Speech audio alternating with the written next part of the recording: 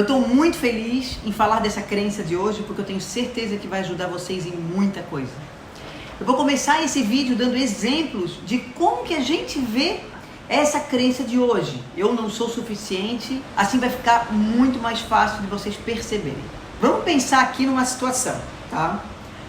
O que acontece se, vamos supor, tá? Você está numa reunião ou num papo muito importante e nessa sua reunião você tem uma ideia. Uma coisa que veio lá da sua cabeça, da sua experiência, enfim. Essa sua ideia, você fala para alguma pessoa, o chefe, ou teus pais, ou seu marido, né, ou sua esposa.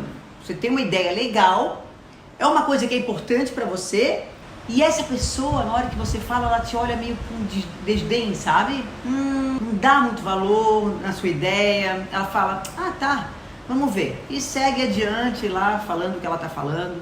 Isso geralmente, para a maioria de nós que tem essa crença acionada do eu não sou o suficiente, já gera um estresse mental interno e a gente já começa então a contar historinhas de por que essa pessoa fez essa cara feia.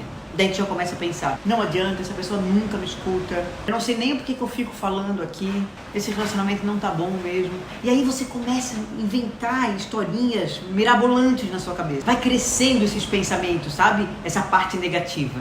Essa é a história que a gente conta pra gente mesmo em cima do outro. Meu Deus, por que eu fui falar isso? Você fica triste, aí começa a gerar uma briga, você não me escuta mesmo, né? Já começa. E é uma maneira da gente ativar essa nossa crença. Então, eu sei que a palavra eu não sou o suficiente, ela é um pouco dura, né? A gente não quer admitir que tem essa crença, mas infelizmente ela está aí na maioria das pessoas. Quem não teve uma criação de apego, provavelmente vai ter essa crença aí bem ativada. Outro exemplo, vamos supor que você seja aí uma pessoa que gosta de cantar, de ser espontânea, e na maioria das vezes que você canta, você é espontânea, alguém te repreende. Fala que tá errado, vai baixar o som, ai que chato, deixa eu ouvir aqui o meu programa. E aí, ao essa pessoa te dizer que ela não quer que você cante alto ou fale que você está dizendo, você se sente repreendida e fala de volta. O que eu falo não importa, o que eu penso não importa. E aí você já entra de novo nesse looping emocional de raiva, tristeza. Esse também é um exemplo dessa crença ativada, tá? Vamos supor também... Vamos pegar um exemplo meu aqui, tá? Eu tô gravando esse vídeo aqui pra vocês, preparando um presente aqui pra vocês, né? E eu vejo que ninguém está assistindo. Eu vou pensar, eu não sou suficiente. Eu acho que as coisas que eu falo, as pessoas não querem saber. Esse também é um processo da minha crença de não ser suficiente que está sendo ativada, tá? Muitas vezes, para quem tem filhos, é bem fácil essa crença ser ativada. Por exemplo, quando você repreende uma criança e fala para ela falar baixo. Fala mais baixo, ela tem que parar de falar, para de chorar. E a reação da criança é ou ela se esquiva, ela fica em conchinha, ou ela briga, ela fica com raiva, ela chora. Isso é uma das reações dessa crença de eu não sou suficiente. É mais ou menos assim que a gente cria essas crenças de insuficiência, tá? Insuficiência quer dizer que aquilo o que eu sou, o que eu penso, o que eu desejo, o que eu sei, não é suficiente para que eu obtenha o reconhecimento das outras pessoas. Então, eu nem começo muitas vezes, ou eu começo e logo desisto, ou vejo que as pessoas estão olhando com cara feia, né? Ou que estão me dando aí um feedback negativo, né? E eu tendo então a desistir, ou de me entristecer em demasia, né, com as reações do mundo, das pessoas, né? Às vezes eu nem começo e procrastino. A procrastinação também tem a ver com essa crença de eu não ser suficiente. Deu para entender, gente? Muitas vezes o nosso desejo de ser suficiente para alguém nunca é para a gente mesmo. Porque quando a gente nasce, a gente precisa do olhar da mãe, do olhar do pai, né, para a gente se sinta existente. O nosso desejo de ser suficiente muitas vezes está por trás de comportamentos agressivos, de pessoas que são agressivas, está por trás de pessoas antipáticas, de pessoas que têm certezas absolutas, aquelas pessoas muito passionais. Geralmente, esses comportamentos protegem a crença do eu não sou suficiente. O que quer dizer a crença de eu não sou suficiente? Ela sempre vem embutida com uma regra, que eu deveria ser mais ou ser menos. que deveria ser mais magra, deveria ser mais bonita, espontânea, inteligente, rica, extrovertida, legal, social, moderna. Eu deveria ser menos chata, antipática, menos pobre, menos arrogante, menos isso, menos aquilo, tá? Então a crença de não ser suficiente, ela sempre vem acoplada com uma regra de que eu deveria ser mais algumas coisas e menos outras coisas, para que eu pudesse ser realizado, né? Fazer as coisas do jeito que eu queria, para eu alcançar os meus objetivos pessoais, para eu me sentir feliz, né? Ela está muito condicionada a uma felicidade plena, à realização plena, ao amor pleno. Então isso também vem da infância. A gente sempre tem uma condição para a nossa felicidade, para o nosso bem-estar, para a nossa saúde mental, que não é a nossa realidade. Gente, isso é batata para uma crença de eu não sou suficiente. Para quem assistiu os outros vídeos, eu falei das crenças de eu não posso errar, eu não posso fracassar. O processo que a gente faz para entender as outras crenças, ela é diferente do que a gente faz para entender a crença de hoje, tá? Por quê, Bianca?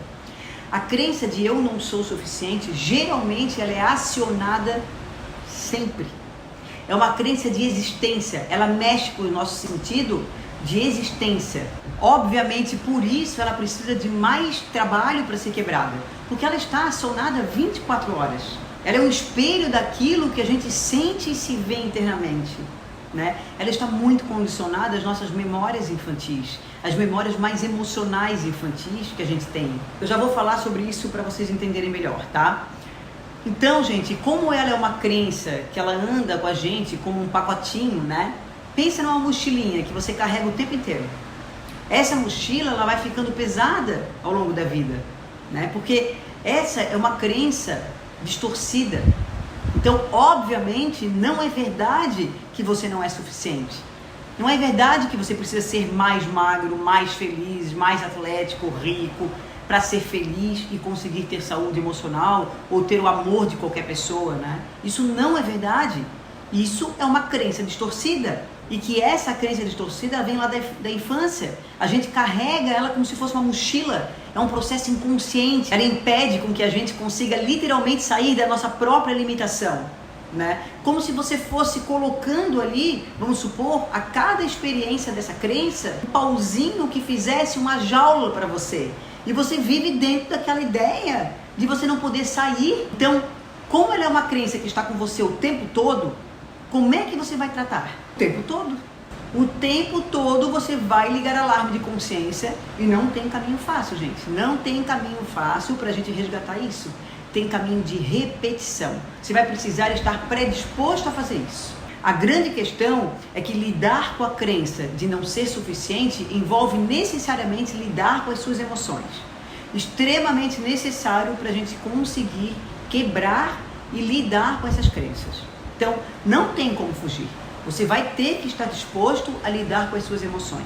Se você não está afim de lidar com as suas emoções, se você acha que não é importante, então você não vai conseguir lidar com essa crença. Não vai conseguir entender quem você é. A gente não sabe quem a gente realmente é. Em determinados pontos da vida, o corpo ele fica literalmente cheio. A gente não consegue sair desse lugar de insatisfação. E se a gente controla muito os sentimentos, o nosso corpo começa a dar essa insatisfação pela gente.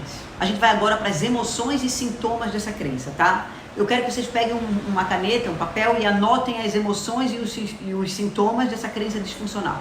Emoções acionadas e frequentes para quem tem essa crença disfuncional do eu não sou suficiente. Primeira emoção, a raiva. Geralmente voltada para o outro. Raiva do mundo, raiva das injustiças, raiva das pessoas, de como elas me veem, né? Que não me compreende, raiva que eu não consigo explicar, raiva que eu não fiz isso, que não fiz aquilo. A culpa do passado, culpa do porquê eu não disse, porquê que eu não fiz, porquê eu não consigo. Às vezes misto de raiva com culpa, para quem sente muito. Raiva versus culpa, culpa versus raiva, essa crença, gente, com certeza faz parte da sua vida.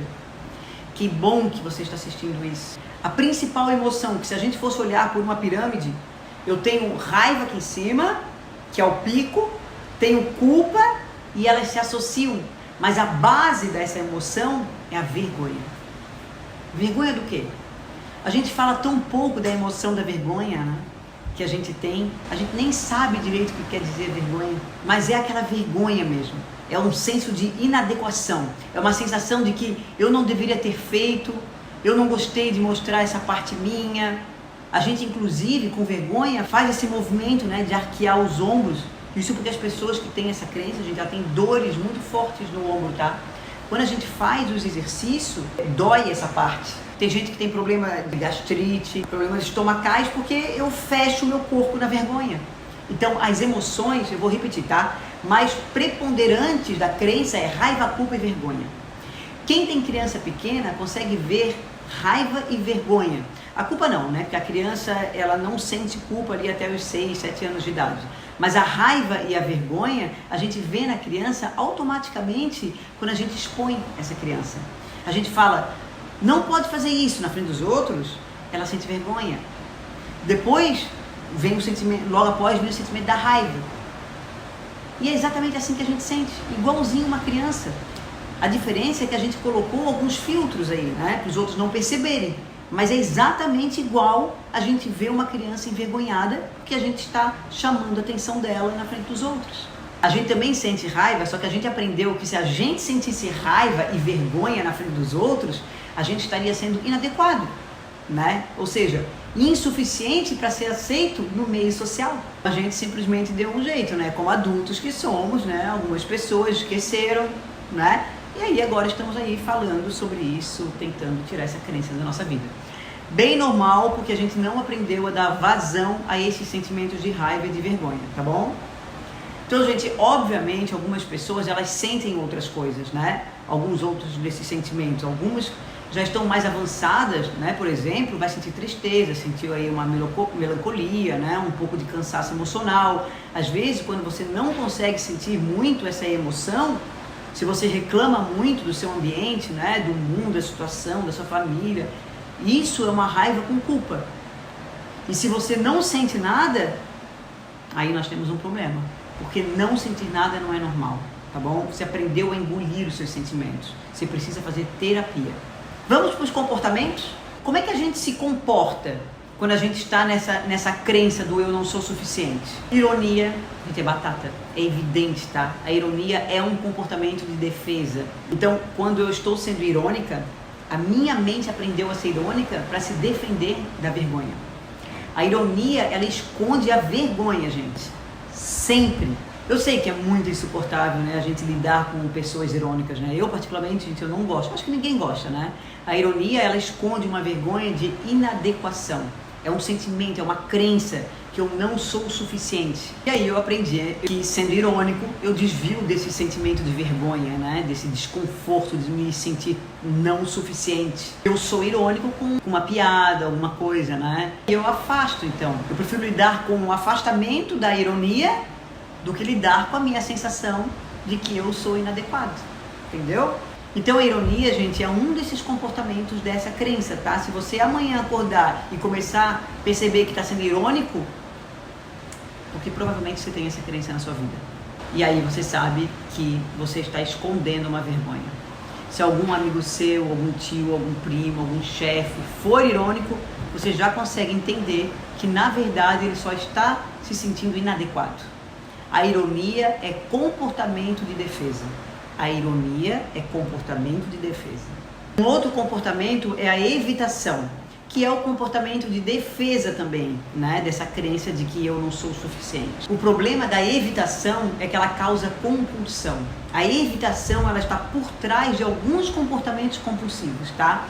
Então, gente, para a pessoa aí que tem compulsão, seja uma compulsão aí de toque, de organização de casa, de pensamentos, de comida, né? É uma compulsão emocional. A gente trata a evitação primeiro, que é assumir o que você sente, parar de evitar. A vitimização, gente, é um outro comportamento. Eu me vitimizo. Eu me vitimizo quando eu vejo que alguém acionou em mim questões de que eu não sou suficiente, não sou feliz o suficiente, eu não sou mãe o suficiente, eu não sou competente no meu trabalho o suficiente, eu não sou rica o suficiente. Então, eu me vitimizo. Eu penso, pô, coitado de mim, tive essa chance, por que estão fazendo isso comigo? Isso é comportamento de vitimização. Um outro comportamento, gente, é a explosão de raiva. Explosões de raiva, esses surtos que algumas pessoas têm aí de raiva, né? Que sobe o sangue, a gente parece que vomita a raiva nas outras pessoas, porque é exatamente isso que a gente faz, né? Quando a gente explode, né? A gente vomita a nossa raiva nos outros. Isso vem da crença acionada de eu não sou suficiente também. Então, se você tem explosões de raiva, se alguém da sua família tem explosões de raiva, não adianta tomar remédio, não adianta tomar tarja preta, se você não curar essa crença. Pode até ser que você está aí com muitas explosões, você está aí com umas questões patológicas aí de ansiedade, de raiva, mas você vai precisar lidar com essa crença. Explosões de raiva é uma crença de insuficiência. É muito bom entender isso, porque se vocês verem alguém aí com uma explosão de raiva, não adianta vocês terem mais raiva. A pessoa precisa de acolhimento. Com acolhimento a raiva vai passar. Desde uma criança, você precisa abraçá-la, mesmo quando ela estiver batendo, berrando, porque ela está se sentindo exposta, ela não sabe nem o que está acontecendo com ela. Se a gente que é adulto não sabe o que acontece com a gente, imagina o cérebro de uma criança, né? Então é no acolhimento que a gente consegue ajudar as explosões de raiva das outras pessoas. Porque elas não têm a ver com raiva em si, sabe? Elas têm a ver com não se sentir suficiente. Evitação, vitimização, ironia, explosão de raiva, compulsão e o penúltimo comportamento, que é o choro desesperado, tá? Também é proveniência aí dessa crença de não ser suficiente, tá? E o engolir seco, o engolir aquela emoção. Então, se eu não sentir nada, pode ser também dessa crença de que eu não sou suficiente. Ai, Bianca, eu não sinto nada, mas eu tenho insônia, eu tenho bruxismo, problemas gástricos, né? Doenças aí inexplicáveis. É porque o teu corpo ele já cansou de você não sentir as coisas, né? Aí ele começa a adoecer. Então também é dessa crença que você está ativando. Comportamentos corporais: insônia, gastrite, ironia, vitimização, evitação, explosões de raiva, compulsão, choro desesperado. Anotou? Tá.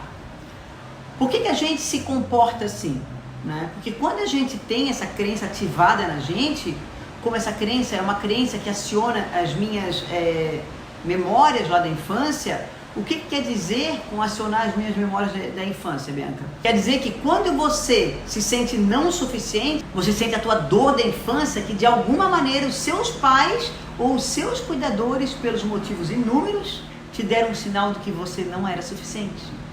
Coisas básicas, gente, como não pensa isso. Quando a gente tem ideias mirabolantes, né? Quando a gente é criança, ao invés dos pais escutarem, eles falam: não pensa isso é besteira, isso é bobagem, não decida por isso, não faz esse curso, não faz essa carreira, não chore, não fique bravo, você não pode ficar frustrado, você tem que aprender a se comportar. Isso tudo manda sinal para a criança e para um adolescente que tem ainda uma cabeça que não consegue aí, racionalizar ainda, né? De que algo em mim não está certo. E se algo em mim não está certo, ou eu não vou ser amado pelos meus pais e os meus cuidadores, né? Ou eu serei punida de alguma forma, né? Vou ficar de castigo, alguém vai ficar bravo comigo, eu não vou ganhar sobremesa, né? Então, ou eu perco amor, por eu ser eu mesma, né? Por eu pensar o que eu penso, por eu sentir o que eu sinto, né? Ou eu sou punido. Então, obviamente que o meu cérebro ele cria rapidamente subterfúgio para que isso não aconteça. E aí que vem então esse comportamento. Então, eu aprendo a ser irônico, ou eu aprendo a evitar, ou eu aprendo a não sentir. Então, essas coisas que são as feridas da infância que vocês tanto escutam por aí os psicólogos falando, sabe? E o que quer dizer curar a minha criança interior? Né? Que vocês já ouviram falar, né? Curar a minha criança interior, né? Quer dizer curar essas memórias. Isso quer dizer que os seus pais foram ruins com vocês? Não, né, gente? Não é nada disso. Porque a nossa criação de antigamente, ela infelizmente ela não tinha o número de informações que a gente tem hoje, né? Que a gente tem agora, né? Principalmente informações neurobiológicas. Então, a gente nem sabia nem o que ia acontecer no nosso corpo e nem na nossa mente. Hoje a gente já sabe o que uma criação de apego faz numa criança. O que um castigo faz com uma criança, né? Cria essa memória ruim de que eu não sou suficiente, de que eu serei punido. Então, não é para culpar a nossa infância, nem os nossos pais. É mais para a gente entender de onde é que veio isso, tá? veio daí. Veio das memórias que eu nem lembro conscientemente. Eu só fiquei com aquela emoção muito travada na minha memória. Então, toda vez eu tenho uma situação que eu preciso me expor, que me coloca em xeque como pessoa, como valor, como corpo, como mente, como vontades, eu aciono essa crença e me comporto dessas maneiras que eu falei para vocês. E eu me sinto envergonhado, eu me sinto com raiva.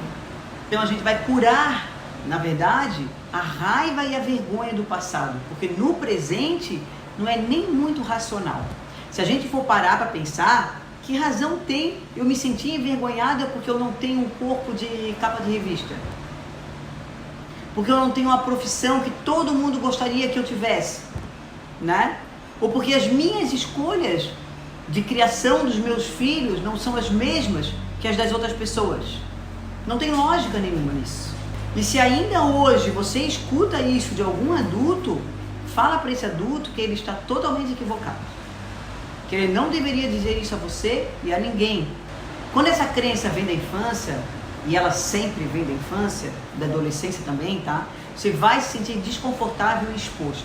Toda vez que alguma desses assuntos que te pegam, que te fazem sentir insuficiente, vem à tona, tá? Eu conheço pessoas que quando começa a falar de carreira, essa pessoa foge, né? Ela se sente incomodada, ela se sente insuficiente, ela não quer conversar. É um comportamento de evitação. Daí vai dar uma compulsão de outra coisa, de computador, de jogos, de droga, né, de álcool, enfim. Então, gente, essa crença, ela sempre vai fazer a gente ser exposto, desconfortável, sempre. Até hoje, na vida adulta, a gente nunca quer que os filhos fiquem tristes. Deixe seus filhos sentirem tristeza, para eles consigam aprender a lidar com a tristeza. Seus filhos lidarem com as informações da vida, né, para que eles possam ficar ansiosos. Não evite a ansiedade, deixa ele lidar com a ansiedade, apoie ele na ansiedade. A gente não teve isso, né? É por isso que hoje a gente tem tantas questões mentais, né, pra gente lidar. E também quando eu não tive lá as minhas necessidades atendidas na infância, de olharem para mim, de me escutarem, né? Eu só recebia ordens, orientação, né? Então essas, gente, são as 3 características da infância aí que vão desencadear essa crença na sua vida. Como é que nós vamos curar? As pessoas que conseguem curar são as pessoas que estão dispostas a olhar para o seu desconforto. Elas aprendem a lidar com o desconforto. E elas aprendem a entender, a regular as suas emoções. Aprender a lidar com o seu desconforto, tá? Anote aí, eu vou dar um exercício aí muito bacana para vocês. Você já entendeu quais são os comportamentos, né, que a gente tem quando a gente está desconfortável. Então, você primeiro vai estar atento a esses comportamentos. Você entende que você está desconfortável, você nomeia os seus desconfortos, e isso, na hora que vocês nomearem, vai dar náusea, vai dar aperto no peito, a garganta vai travar, você vai franzir a testa, né, você vai se sentir desconfortável. Nesse minuto, você vai falar: eu estou me sentindo desconfortável, essa crença está sendo acionada, eu estou com vergonha, eu não estou me sentindo suficiente. Aí você vai contar uma história diferente para você mesmo, tá? Ao invés de você imaginar que tem pessoas querendo dizer que você não é suficiente, você vai mudar a história para o seu sentimento da hora, né? Para a sua realidade. Como é que eu aprendo a ter desconforto? Eu saio da ilusão do que eu acho que está acontecendo e volto para a minha realidade. Ao invés de imaginar que não, essas pessoas estão assim porque elas acham que eu não sou suficiente, né? Porque elas acham que a vida é desse jeito, que já é um movimento de defensiva. Você vai mudar a história para o seu sentimento da hora, para a sua realidade. Como é que eu aprendo a ter desconforto? Eu saio da ilusão do que eu acho que está acontecendo e eu volto para a realidade. Eu sei que é difícil fazer isso, tá? Voltar para a realidade quer dizer pensar o que eu estou sentindo agora e qual é a história que eu estou contando para mim nesse momento. Por exemplo, ninguém assiste esse meu vídeo que eu estou aqui horas gravando, tá? Isso pode me causar um desconforto. Foi acionado lá o meu medo de não ser suficiente. E aí eu posso simplesmente apagar o meu vídeo, eu estou desconfortável, não quero me sentir assim. Eu posso começar a ser irônica, falar que vocês que não estão assistindo porque vocês não querem aí se desenvolver, né? Mas isso não vai me curar. O que vai me curar é falar: eu estou desconfortável, não importa se as pessoas não estão assistindo. O que eu estou sentindo? Eu estou sentindo que eu estou desconfortável. Eu estou com medo de estar sendo rejeitado por essas pessoas. Eu não ser suficiente para elas. Aí eu falo, é só um medo que eu tenho, né? O que eu realmente estou sentindo é que de repente eu posso não estar ajudando todo mundo, isso me causa uma vergonha, né? Se isso me causa vergonha, esse sentimento é meu, não tem a ver com os outros, não tem a ver com o que as pessoas estão me dizendo, né? Eu não preciso ter vergonha do que eu faço, de quem eu sou, do que eu penso. Então, você vai ter que fazer essa reprogramação na sua história. Você sai da elucubração de que estão pensando isso de mim, não gostaram de mim, volta para o teu sentimento. Fala, isso é vergonha. Eu não preciso sentir vergonha. Eu não preciso sentir vergonha pelo que eu sou. É esse exercício. Gente, parece fácil, mas para quem tem essa crença é muito difícil de dizer. O que você vai sentir quando você fizer esse exercício? Você vai sentir que não vai funcionar. Então você vai ter que fazer essa repetição da sua realidade, do que você está sentindo. Você vai ter que fazer esse exercício sempre. Essa repetição da sua realidade, né? Do que você está sentindo até funcionar. Como é que você sabe se funcionou? Quando ao invés da angústia você sente quase que como se fosse um clique de relaxamento. Essa é a hora que você vai sentir isso, tá? A hora que você falar. Isso é vergonha. Eu não preciso sentir vergonha. Não é isso que os outros estão falando de mim. Pronto. Clicou. Isso tem a ver também com clicar com seus valores. Então é dessa maneira, tá, gente, que a gente reprograma o nosso cérebro. A Brené Brown, ela fala de uma questão que eu acho que pode ajudar vocês, tá? Ela fala assim, a gente precisa, para sair dessa crença do ser insuficiente, ser curioso sobre o que a gente está sentindo. Você precisa entender o que você sente. A ideia de você não ser suficiente, ela é uma ideia muito ruim. E ninguém sai por aí dizendo para os outros, né? Eu tenho a crença de não ser suficiente. Ninguém fala isso. A gente fica aí se comportando com raiva, né? A gente fica aí evitando assuntos. A gente fica ironizando assuntos, né? Para sair disso é importante que você tenha essa disponibilidade para ficar no desconforto, tá? Ficar no desconforto quer dizer aceitar o desconforto. Ele vai embora na hora? Não vai, gente. Vai ficar um tempinho aí no seu corpo, você vai ficar remoendo algumas vezes, mas está tudo bem. Não se culpe por remoer, desde que toda vez que você estiver remoendo, você fale para você. Isso é vergonha, é uma crença ativada, não é a realidade. Isso sou eu achando que eu não sou suficiente e eu não preciso ter vergonha de quem eu sou. Tá? Então você vai fazendo esse padrão mesmo de repetição. O cérebro aprende, gente, por repetição, tá? Você escutou que você não era suficiente muitas vezes na sua vida. Não foi numa situação só. Porque se fosse só uma, você não tinha gravado no teu cérebro isso, tá? Essa memória afetiva. Então agora você vai mudar esse vício, né? Mudar esse vício vai ter que ser na repetição. Porque foram muitas vezes que te deixaram nesse lugar. Não se sinta mal se você não conseguir na primeira vez, tá? Você vai fazer muitos dias. Você pode dizer, eu não preciso ter vergonha de quem eu sou, eu não preciso ter vergonha do que eu penso, muito menos do que eu sinto. O que acontece, né? Quando você começa a ser autônomo daquilo que você sente e fala, eu mereço falar, eu mereço sentir, eu mereço errar, eu mereço ter uma vida plena. Quando você começa a fazer isso, você vai automaticamente perceber que algumas pessoas, algumas situações sociais não fazem mais parte da sua vida, não faz mais sentido para você, né? E você começa a cortar ou evitar, por exemplo, né?